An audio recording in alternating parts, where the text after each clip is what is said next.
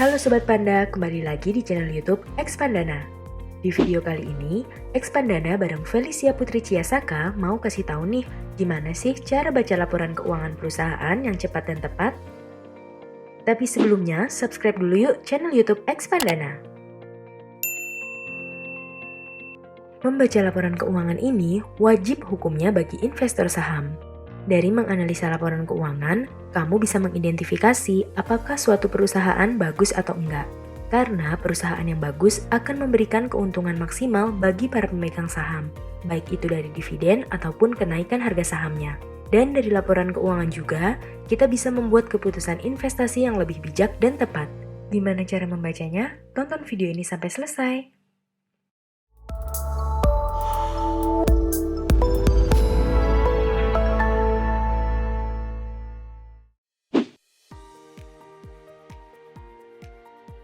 Lebih penting tuh adalah kita bisa bukan hanya ngitung tapi juga baca apa sih arti dari angka-angka itu, yang kita bisa baca, kita bisa analisa, ngerti angka-angka itu, karena lebih penting lagi tuh untuk ngerti cerita di belakangnya gitu. Karena ceritanya dulu nih yang kejadian, barulah ditranslate jadi angka-angka. Mungkin kayak memanusiakan angka-angka ini, mengerti angka ini mau bicara apa sih. Analisa basically ada dua, technical sama fundamental. Technical itu dari price sama volume di masa lalu. Sedangkan yang satunya lagi adalah fundamental, teknik analisa yang menghitung atau menganalisa banyak faktor. Analisa fundamental tuh banyak teman-teman, kita bisa lihat perusahaannya doang, nih ya, sahamnya doang nih, BCA doang misalnya. Kita juga bisa analisa persaingannya BCA sama BRI, atau sekarang sama Genius mungkin, atau sekarang sama Digibank, atau sama CIMB Niaga misalnya, bank-bank baru yang tap ke milenial. Analisa industrinya, analisa ekonomi, dan regulasi pemerintah apakah menguntungkan industri bank apa enggak. Nah buat yang belum, pesan aku cuma satu, langsung aja buka rekening sekuritas, langsung beli saham pertama, dan dari situ bisa belajar jauh lebih cepat ngertinya lah. Jadi menurut aku ya teman-teman, ketika kita mau beli companies itu, ketika banyak yang bilang lihat PER, PBV, valuation, itu tuh step yang lumayan terakhir. Kita mesti make sure dulu apa yang kita beli ini bagus gitu. Make sure dulu yang mau kita beli ini it's a good company. Karena kita mau beli perusahaan nih. Beli saham tuh beli perusahaan. Kita jadi pemilik dari perusahaan itu. Jadi mesti make sure dulu. Sebenarnya kita mesti analisa dulu perusahaannya, analisa dulu laporan keuangannya sebelum kita ke evaluasi. Nah, perusahaan yang bagus tuh kan relatif, abstrak gitu ya.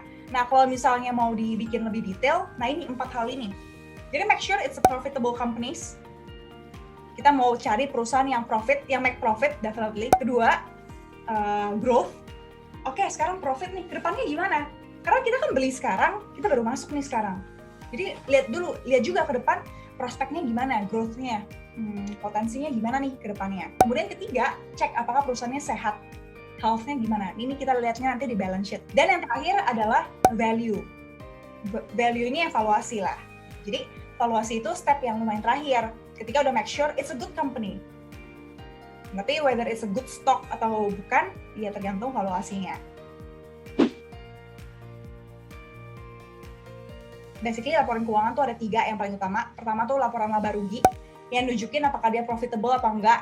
Yang nunjukin apakah selama ini bisnisnya dia tuh untung atau enggak sih. Nah itu lihatnya di laporan laba rugi. Nah, kedua ada neraca keuangan. Neraca keuangan itu untuk menunjukkan apa nih yang dia punya. Gitu kan, dia punya bisnis, asetnya apa aja, utangnya apa aja, modalnya berapa aja. Nah itu tuh di neraca keuangan. Neraca keuangan itu tuh ada beberapa bagian. Bagian yang pertama itu tuh namanya adalah aset lancar. Ini tuh adalah semua aset yang bisa dicairkan dalam kurang dari setahun. Ada juga yang namanya aset tidak lancar nih. Ya intinya kalau mau dijadiin uang harus lebih dari 1 tahun gitu. Ketiga, ada namanya liabilitas jangka pendek. Jadi itu adalah utang yang harus dibayar dalam jangka waktu kurang dari 1 tahun. Kalau liabilitas jangka panjang ya utang yang dibayar dalam lebih dari 1 tahun. Gitu aja sih, simple. Dan kelima ada yang namanya ekuitas atau modal lah sebenarnya.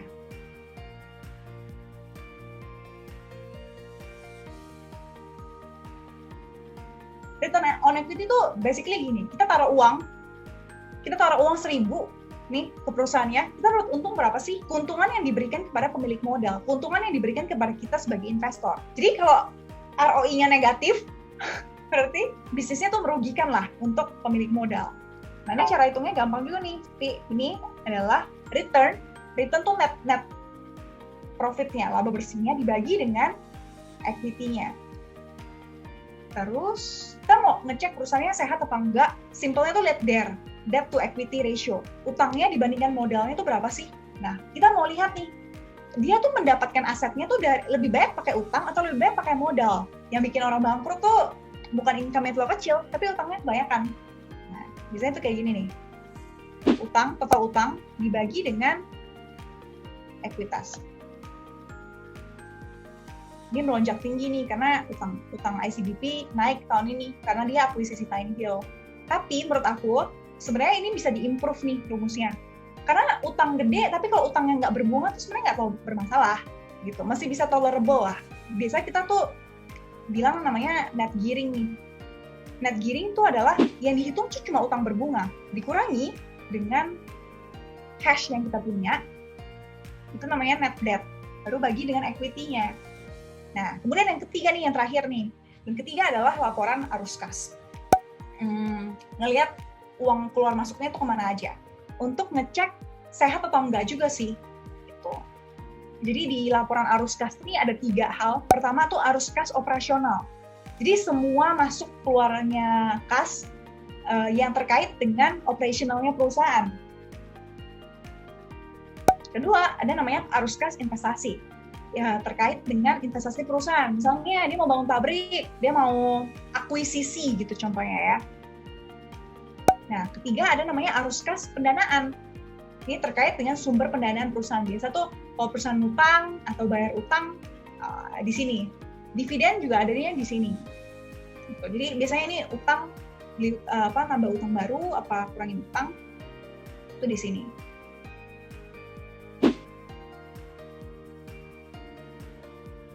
Salah satu metode valuasi saham yang bagus pakai apa ya? Selain dari PBV, EPS, dan PER. Kalau dari valuasi itu sebenarnya ada 3. Satu tuh DCF, Discounted Cash Flow. Kemudian ada lagi namanya Relative Valuation. Sama ketiga tuh, ini kurang terkenal sih. Ini biasanya untuk properti aja, Asset Based Valuation. Nah, DCF ini bagi lagi tuh, ada namanya Dividend Discount Model, DDM. Nah, ini biasa bank tuh pakai ini.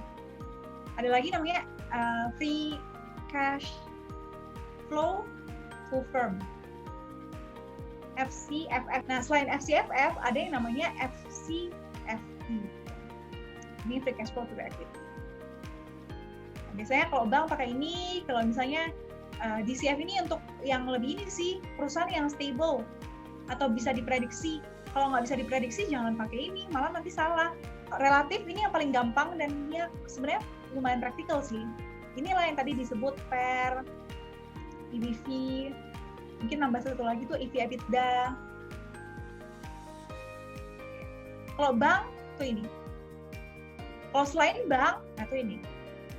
Oke. Nah, tapi kalau selain non bank ini, tapi ini kan price dibagi EPS ya. Tapi EPS-nya minus, tapi dia rugi Kak, gimana? Misalnya kalau kalian lihat Excel atau Indosat, sekarang tuh dia rugi. Gimana mau valuasi dengan PER? Orang ininya rugi kan ininya minus gitu. Nah, bisa pakai namanya EV/EBITDA. Ini tuh dipakai untuk non-bank yang EPS-nya negatif atau volatile, itu susah diprediksi kayak gitu. Jadi itu adalah beberapa cara ya untuk menghitung dengan metode valuasi yang lain. Dari 700 saham di bursa, gimana cara Civeli untuk screening nih? Untuk awal mungkin milih yang mana dulu gitu yang paling cocok kayak gitu? Gampangnya ya, pilih aja winning player-nya di setiap sektor tuh siapa gitu. Karena untuk satu bisnis, untuk bagus, dia juga mesti punya yang namanya economic mood gitu. Dia lebih leading lah, lebih bagus lah daripada teman-teman satu industrinya. Misalnya banking, ya BCA. Kalau consumer yang besar, ya mungkin ICBP. Mayora juga leading, terus Kesido misalnya kalau dalam produknya ya dia leading gitu. Unilever, nah ini mungkin contoh ya kayak kasus Unilever tuh, dia mungkin dulu leading, makanya PE-nya mahal banget, dulu tuh 40-50 kali kalau nggak salah, sekarang kan turun, tapi masih mahal gitu, masih 30-40 kali.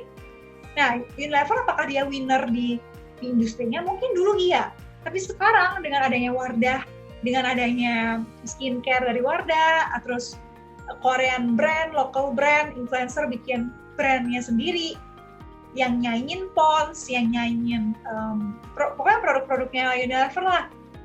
Jadinya mungkin dia udah nggak winning gitu, atau mungkin dia winner tapi udah kekejar sama yang lain, competition-nya kencang gitu. Jadi itu juga salah satu yang perlu diperhatikan beyond laporan keuangan. Itu kan nggak ada tuh di laporan keuangan, mesti ada business sense-nya. Itulah tadi cara membaca sekaligus menganalisa laporan keuangan suatu perusahaan. Laporan keuangan adalah sumber informasi yang perlu kamu kuasai dan pahami kalau mau sukses dalam investasi saham. Semoga bermanfaat. Like video ini, subscribe, turn on notification, dan bagikan ke temanmu. Sampai jumpa di video berikutnya.